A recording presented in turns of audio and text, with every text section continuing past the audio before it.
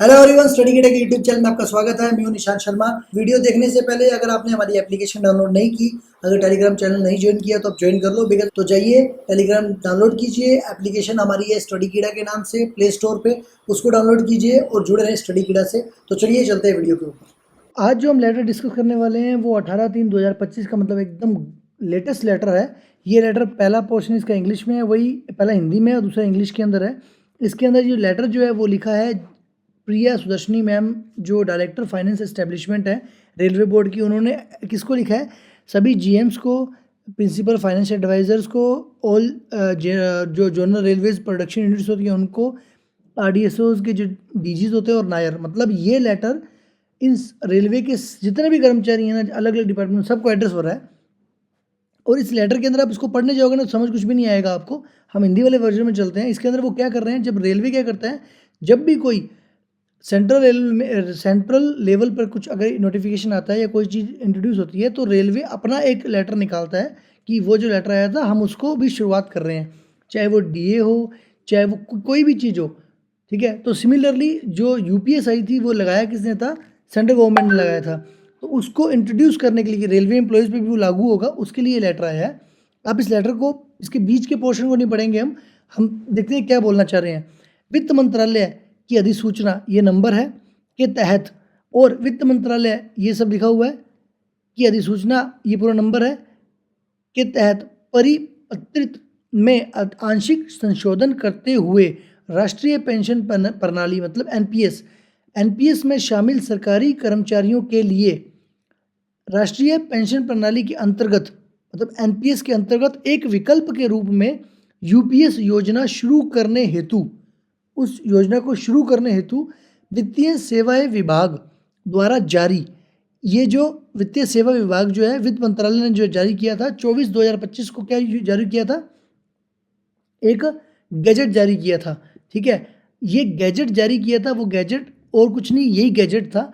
और इसी गैजेट के ऊपर कि यूपीएस चूज़ करें या एनपीएस चूज़ करें, उस पर हमने एक वीडियो बनाई थी, ये वाली। इसके अंदर हमने पूरी कैलकुलेट की थी। आप अगर ये वीडियो देख रहे हो तो ये वीडियो ज़रूर देखें। इसके अंदर हमने मतलब आपका पे कमीशन, आपके इंक्रीमेंट्स, आपको डीए सभी कुछ दे के हमने, अगर कोई आदमी 2026 में ज्वाइन करता है और 2050 में रिटायर करता है, 2060 में रिटायर करता है, तो उसको किस में फ़ायदा होगा वो पूरा हमने इसमें कैलकुलेट किया है।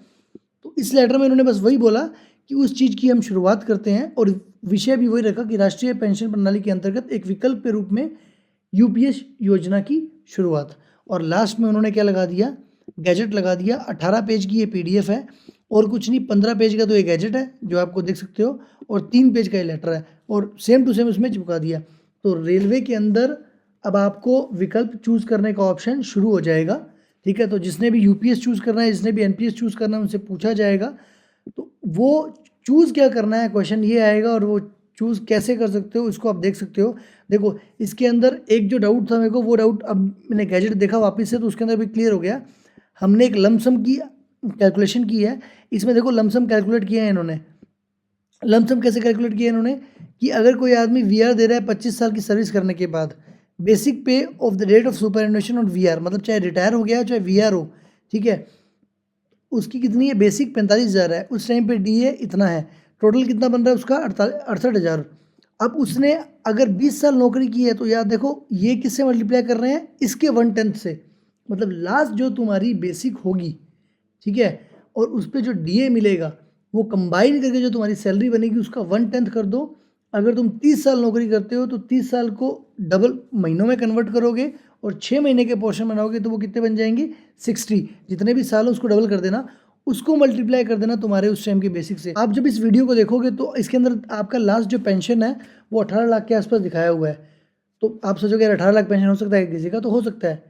2006 के अंदर जिनकी सैलरी 6, 8, 7 हज़ार थी ना, उनकी आज सैलरी 70-80 हज़ार है। मतलब 20 साल के अंदर ही उनकी सैलरी 10-20 गुना से 30 गुना से ऊपर हो चुकी है। सिमिलरली 2006 का मिनिमम पे स्केल देखो, 2014 में वही स्केल बढ़ के 18,000 हो गया था।